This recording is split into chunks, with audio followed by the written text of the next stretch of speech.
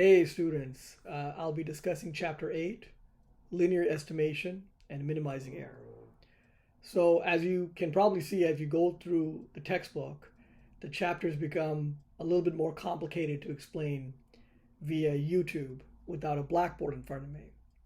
So I will do my best to try to explain the chapter, bearing in mind there's some limitations how much I can explain. And I'll confess completely, I'm actually using AI a lot in order to be able to put it in very plain language. I am aware that there are some students who are actually very good at quantitative methods and research methods. So actually my video may not assist you in any manner. But this video is for everybody, whether you're good at it or not good at it. And I can confess it takes me a lot of effort to understand quantitative methods. I don't have any problem telling you guys that. That's our secret between you and me. So let me talk a little bit about Chapter 8 and a couple of questions. The chapter uses differential calculus to derive the OLS estimators, ordinary least squares, for A and B. Without let's getting too lost in the math. What is the core intuition behind using derivatives to find the values of A and B that minimize the sum of squared errors? Discuss, and as the question mentions, you can use AI to make it less clumsy and awkward for the formulas and the words, because I know that sometimes that can become a problem. But all the work submitted must be your own words. Question 2, the power rule.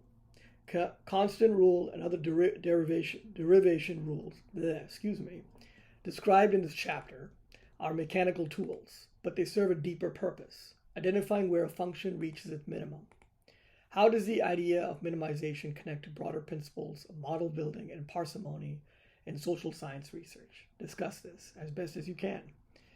So going back to question number 1. The chapter uses differential calculus to derive the OLS estimators, ordinary least squares estimators, for A and B. Without us getting too lost in the math, what is the core intuition behind using derivatives to find the values of A and B that minimize the sum of squared errors? Discuss. You can use AI for the formulas to make it less clumsy and awkward when you write it out, and that goes for your exams also. Sometimes it's a little easier to copy paste in that sense, as long as there's an understanding of how to use AI properly. And even for me, it's not easy to do. It's hard, and you have to learn that on your own. But that's why you get to make mistakes with AI, and you can learn it over again. So let me talk a little about question number 1 now. So the core intuition behind using derivatives to find A and B. Picture the sum of squared errors, SSE, plotted as a function of possible values of A and B. Because errors are squared, overestimates and underestimates are both penalized, and larger misses are penalized disproportionately more than small ones. This gives the SSE function a U-shaped bow-like curve. There's one sweet spot, so to speak, where total error is smallest, and moving away from it in either direction makes things worse. A derivative measures the slope of that curve at any given point. It tells you whether nudging A or B up or down would make SSE larger or smaller, and how quickly. At the very bottom of the bowl, the slope is exactly 0, momentarily flat, and neither rising nor falling. That's the key insight. Rather than testing every possible value of A and B by trial and error, calculus lets you solve directly for the point where the slope equals 0.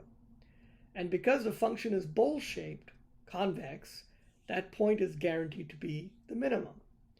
The power rule and constant rule aren't doing anything conceptually special.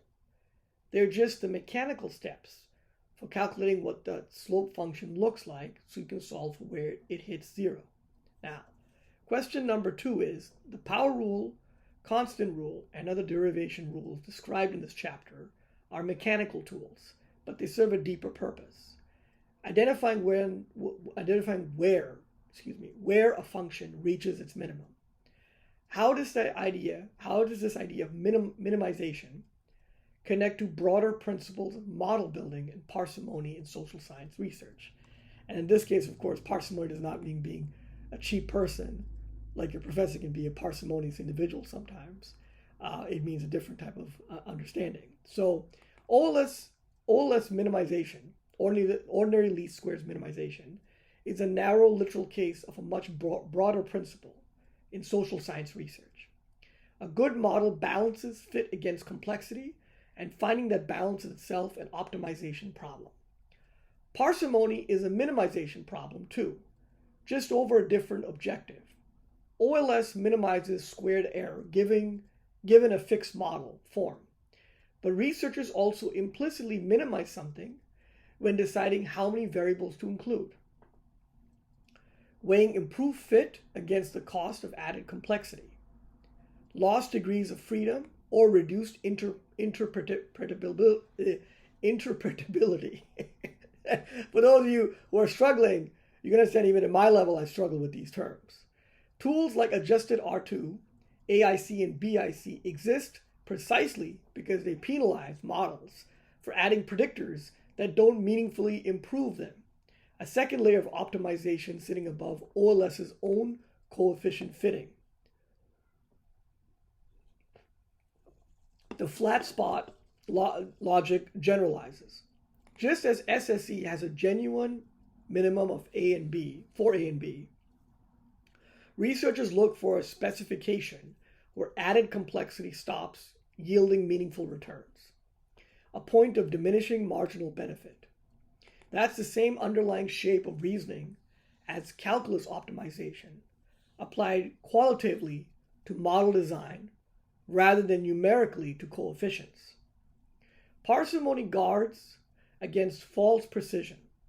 Calculus gives an exact, provably optimal answer for a given model, but that precision is misleading if the model itself is needlessly complicated or poorly theorized, which is a warning to all of us, right?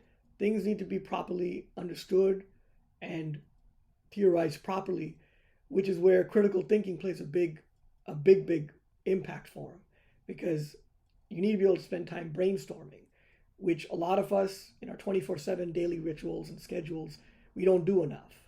It takes time to plan things out. That time is valuable. You need to put it aside and be able to theorize it properly if you want to have a very good understanding of how to use quantitative methods for your job or for your career, possibly for your personal life also.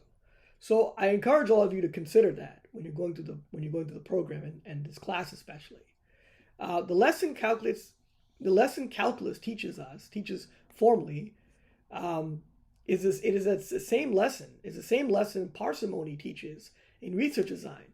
The goal is the simplest model that captures the essential relationship, not the most exhaustive one. I will repeat that. The lesson calculus teaches formally. There's a best answer, unnecessary terms don't get you closer to it, right? Is that the same lesson parsimony teaches in research design.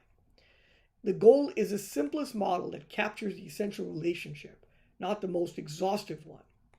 So consider all of that as we're getting through the end of the semester now. We're closing up the chapters as to how they relate to each other, how everything fits together. Know that, and I always stress this with students, you don't have to know the whole textbook. You don't have to. I certainly don't. It's very hard for me also, many times when I try to explain these types of concepts through simply oral communication. Very difficult to do, actually. But I know that if I can explain and understand something well enough, even a few concepts, I think I have most of the students understanding the way that this class runs and works. So consider all of that as we're almost towards the end of our semester. Thank you again for your time, and thank you again for your patience, and especially for your time, because I know giving me your time, even for 10 minutes, is not always easy to do. It's hard. You have so many other demands on your time placed. See you at the next chapter, chapter 9.